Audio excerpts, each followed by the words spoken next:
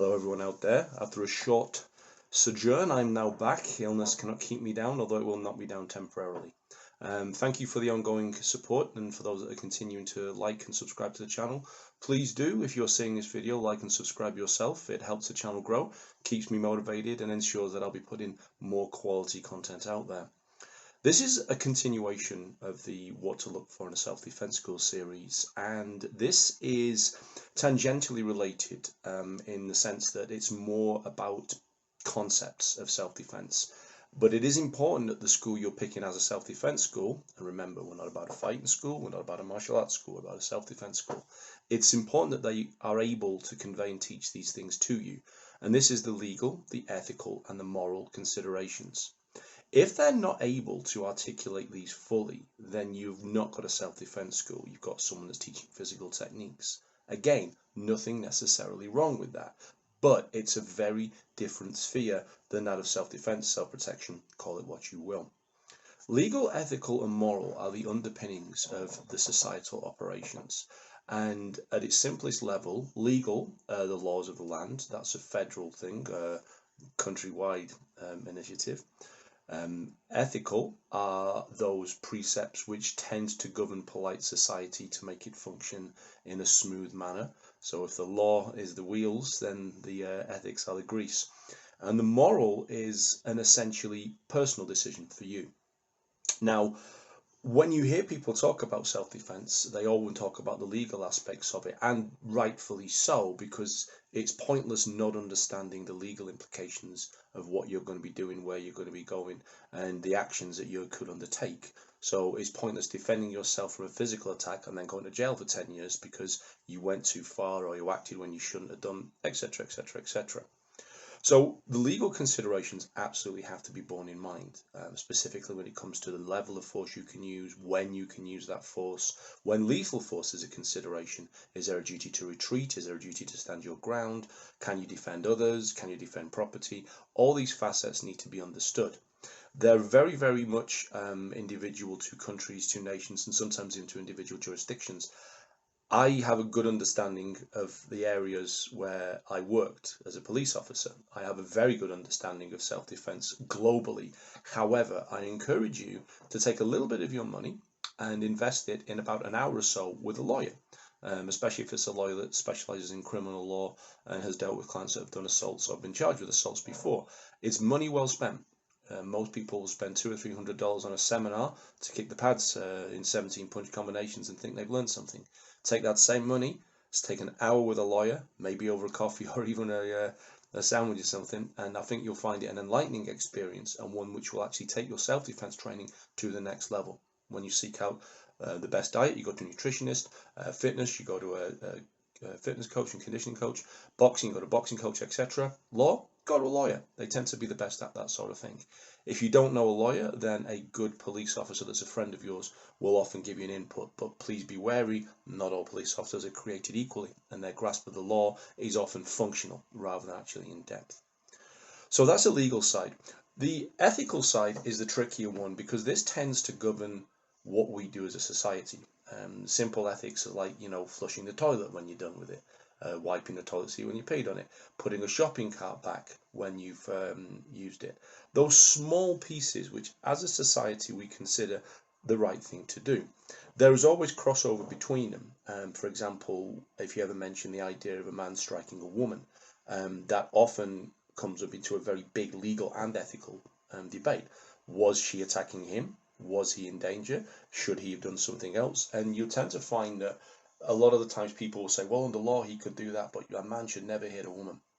That's a societal thing, and it's not even a consistent one, because again, different groups within society will operate under different principles. So you can't hold ethics as solid as you can a law. A law is written down in a book, codified. Yes, there's interpretation at court, but the core ingredients are the same.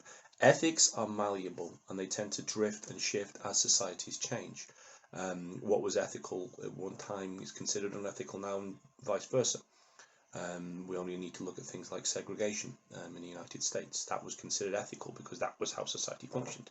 Same ideas with women being given the vote, or women's place in the home versus the workplace, etc. You could go on, you could go on. The third one is moral. Now, moral has crossover with, again, everything else as well. Most personal morality tends to reflect the societies in which we live. The difference between morals and ethics and laws is principally morals can be arrived at arbitrarily. It's your own personal value system, what you hold dear, what you believe in. This causes tremendous confrontation, both in the modern sense and in the sense it was in the past.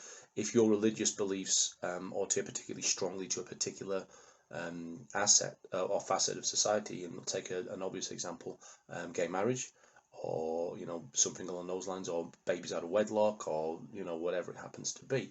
If your personal religious beliefs dictate that that's not acceptable, then you are finding your moral code is at odds with the ethical code and the legal code. This is the important thing to realize. You can and probably will at some point transgress on one, two, or all three of these things. You can transgress on a moral, an ethical, or a legal code depending on how circumstances dictate. If you're seeing red and you're angry and you're just not thinking straight, you can end up going to town on somebody, killing them, hurting them, maiming them badly, for no reason. We see it happen all the time. We see court cases on that all the time. Many people will transgress a ethical code if their morals are strong enough, or they believe their morals to be more important. Other people will, for the sake of preserving the good humour, or even for their own safety, forego a moral code in an ethical situation. Some people will ignore the law for their ethics and their morals. So it's not as black and white as you have to have a strength and a decision to stick to these codes no matter what it is. Sticking to the law is generally considered a pretty damn good thing, but there will be times when you will be forced to make a choice. Again, if we look back through history, Rosa Parks, she transgressed ethical and legal codes because her moral code was so strong. What was legal in Germany during the Holocaust and things was not considered ethical and moral by many people, and you had many brave souls acting at risk of legitimate death just to go against what was a law at the time. So even when we look at something like the law, it's not something that's absolute. You can choose to break it. You can choose to transgress ethics in society, and you can even choose to let your moral code override all of those. But the important thing to recognize is every single choice you make, whether it's to acquiesce to a particular code of conduct or whether it's to transgress a particular code of conduct, has a consequence. They all have consequences. You get to make the choice of to which consequence you want to live with, and that's the important thing to recognize. Most self-defense schools don't cover this. A, because they don't understand it, and I'm not trying to sound brash or braggadocious when I say that. They just don't. They say, oh, use minimum force, blah, blah, blah, and that's normally about all you get. But it's so much more complex and interwoven than this. And this is why it's important, as Sun Tzu said, know yourself and know your enemy.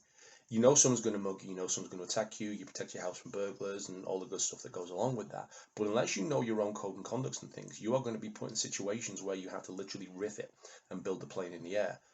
That's ultimately unavoidable if you're in environments for long enough, but you can prepare for most eventualities simply by understanding your moral code, understanding the ethics of the society you operate in, understanding the law, and knowing where your lines are in the sand relating to those sort of things. What you will walk away from, what you will acquiesce to, what you will fight for, what you will maim for, and what you will kill for. When you know these, then you're in a position to make educated choices based on your physical skills and your own personal moral makeup, tempered by the society that we live in. This is such an important facet, and it's the most misunderstood and most undertaught aspect of self-protection. Yet it's absolutely vital. It's one of the cornerstones of the Aftermath program that I teach and that I'll be launching in 2023. So if this is something that you are interested in, again, please like and subscribe to the channel. Stay tuned to it.